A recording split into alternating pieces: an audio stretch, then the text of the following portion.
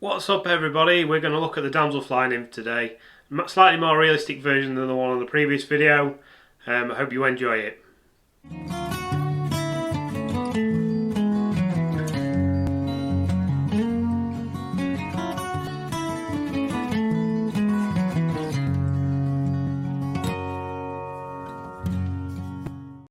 Hi and welcome to the Bob's Bits channel. Today we're going to look at the Damselfly nymph.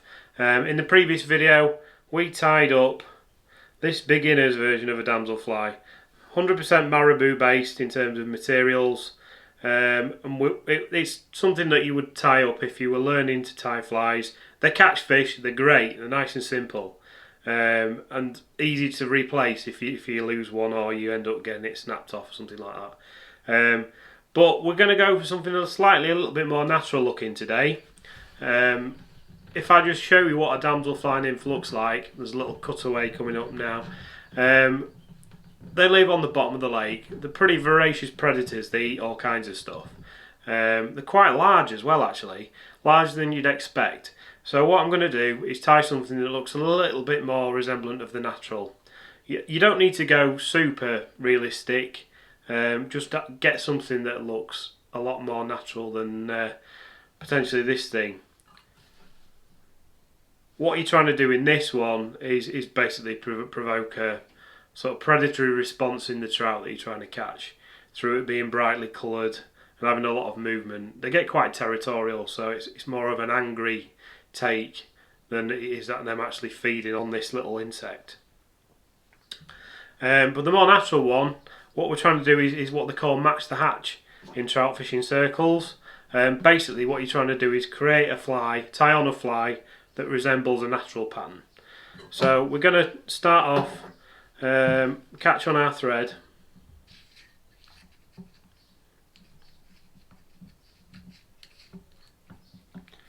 and we'll work our way down to the bottom, covering the hook. This is a size 10 long shank,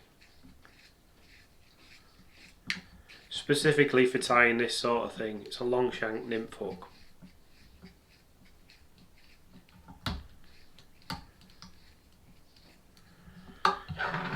Right. What we need next is I've got some partridge feathers here. These were taken from an English partridge. I'm just going to take a few fibres and we're going to tie them in as the tail to the fly. So we'll do a pinch wrap and then tease them back a little bit. There we go. There's a little bit, the odd downy one there that I'm just going to take off. And we'll just do a couple of locking turns. So that's going to form the tail, as I say, the end of the fly. What we want this to do is to get down in the water column.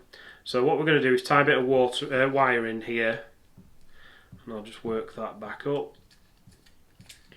We're going to form a bit of an underbody with the wire, just to give some weight to the fly, and also bulk it out a little bit. We're going to use some dubbing in a moment to bulk this out a bit more.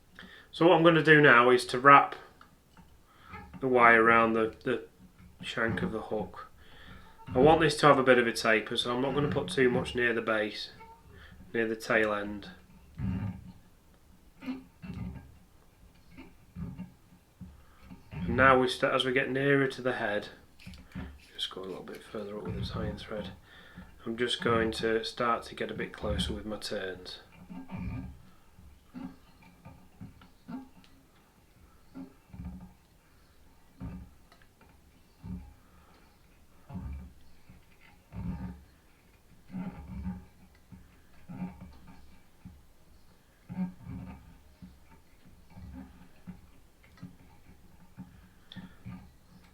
This is going to create us a nice base for our dubbing.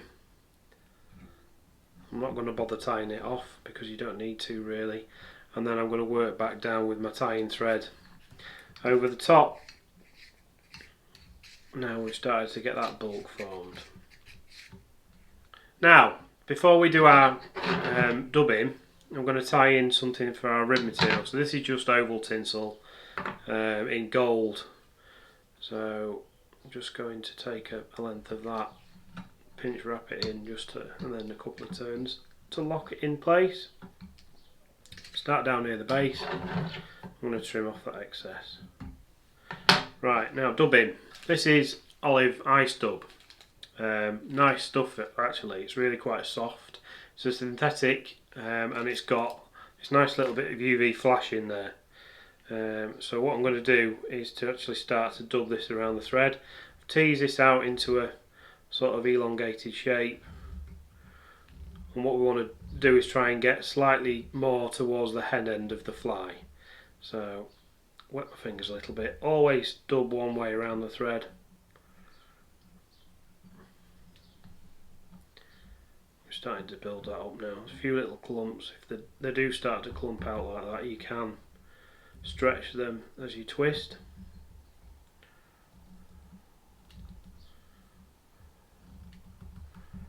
The key is getting it started at the top end of the thread. So once you've got it started, you can tease that up and take a turn or two just to lock the end fibres in. And then as you dub more, then pinch and twist. Fingers are a bit dry. It really does start to wrap around the tying thread for you. Right, so we'll start to dub that up. As I say, I want to form a bit of a taper on this. So as you work up the body, just start to make sure that that's consistent. You'll notice that it gets thicker.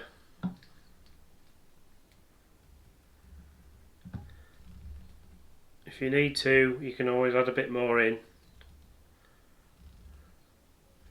at the bottom.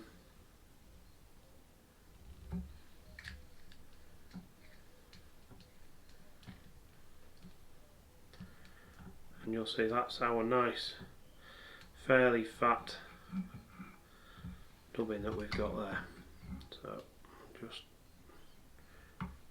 do one more turn just to lock everything in place.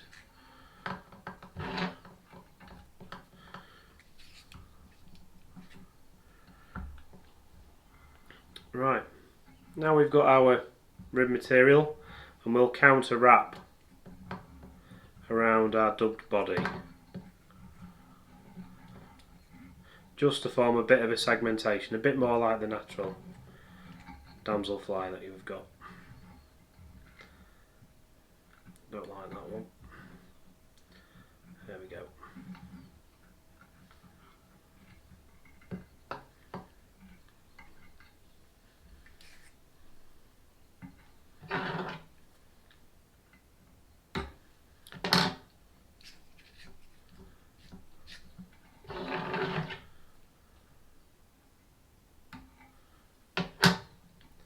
There's two more stages to this.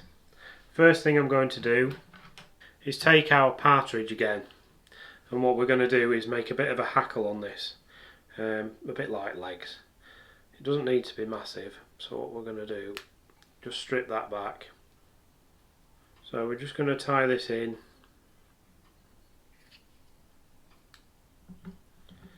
Just take the quill in nice and tight. We want this to sit backwards against the fly. So here we go.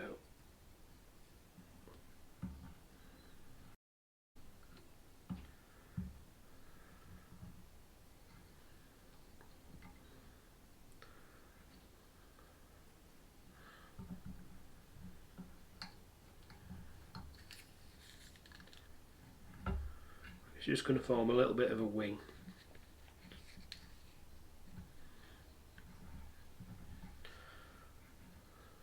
One or two errant bits of feather sticking up, a bit more down.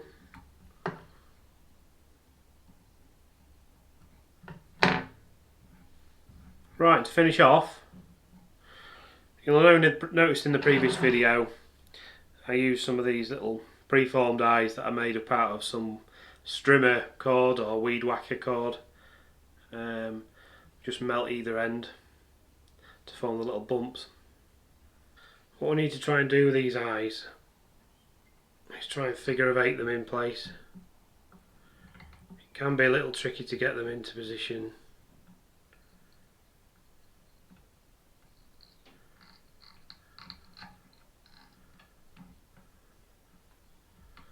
once you get round a couple of times, it's not so bad. The main thing is you try and keep this eye of the hook clear. That's pretty much done. As I say, it can be a little bit tricky with these eyes. We've got them in place. And then now what we'll do is just a whip finish. A couple of whip finishes just to seal everything up, lock everything off. 2, 3.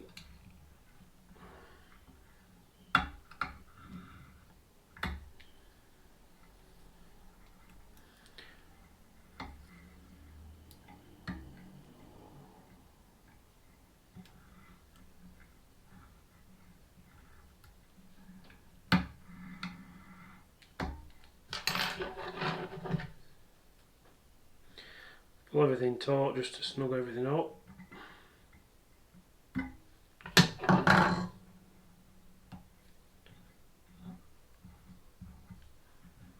And then finish with a little bit of head cement or varnish, and that'll soak nicely into the tying thread and just glue everything up in place.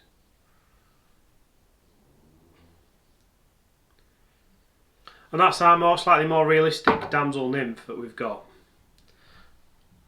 So you fish that on the bottom. Pretty good little fly. You'll have fun with him. So if you like the video, please consider subscribing and hit that bell.